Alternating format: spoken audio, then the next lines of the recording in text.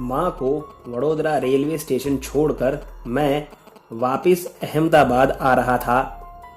सोचा कि खाना वडोदरा में ही खा लिया जाए। खाना खाकर जब मैं वडोदरा से निकला तब 10:30 बज रहे थे। रास्ता भूलने की वजह से करीब 11:30 बजे मैं हाईवे पर पहुंचा था।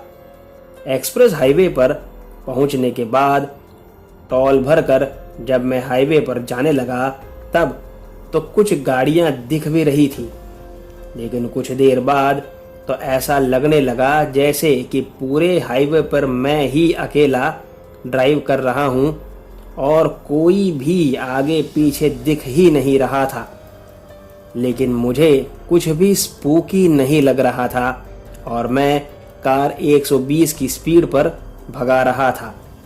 अचानक से हाईवे पर मेरी कार के जस्ट सामने मुझे मेरी माँ खड़ी दिखाई दी और वो इतने नज़दीक खड़ी थी कि मैं ब्रेक भी लगाता उसके पहले कार उनके ऊपर चढ़ गई।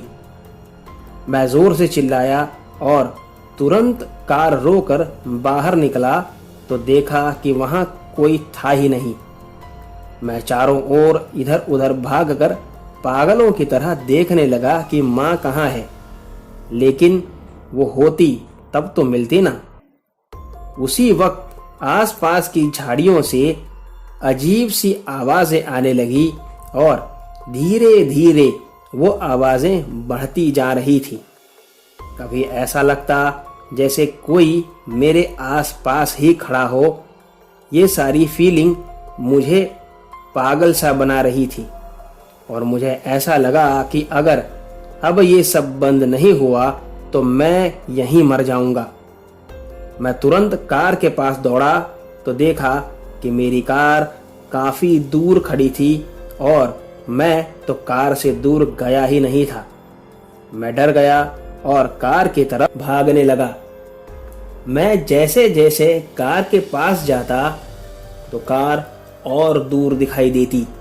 मैं दौड़ते दौड़ते थक गया था और तभी मैंने देखा कि मेरी माँ मेरे और कार के बीच में खड़ी थी और मुझे पुकार रही थी।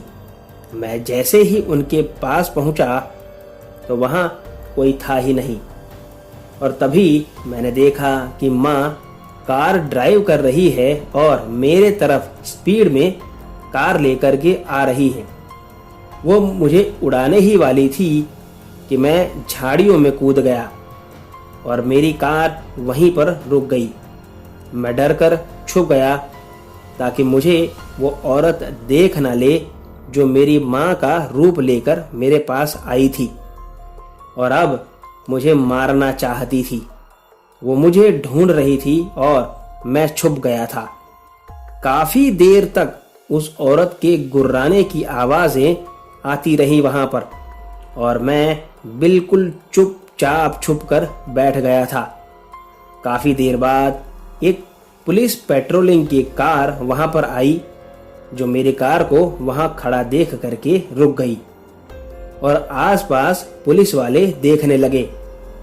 तब मेरे अंदर भी हिम्मत आ गई और मैं चिल्लाते हुए उनके तरफ दौड़ा। उन्हें पकड़कर मैं बिल्कुल बच्चों की तरह रोने लगा और सारी बात मैंने उनसे कही।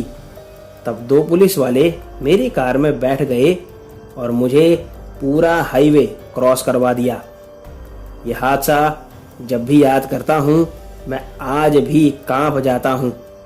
मेरी माँ से जब मैंने ये सारी बातें बताई कि तब वो भी रोने लगी थी।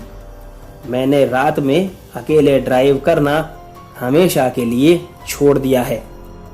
आज की कहानी में बस इतना ही। अगर आपको कहानी पसंद आई हो तो वीडियो को लाइक और चैनल को सब्सक्राइब ज़रूर करें और अगर आपके पास भी ऐसी कोई कहानी है तो मेरे साथ मेरे ईमेल पर ज़रूर शेयर करें जो डिस्क्रिप्शन बॉक्स में दिया हुआ है। आप देख रहे थे आहट एक अनहोनी की कश्यप के साथ। तो मिलते हैं अगली कहानी में। तब तक स्टे होम, स्टे सेफ। धन्यवाद।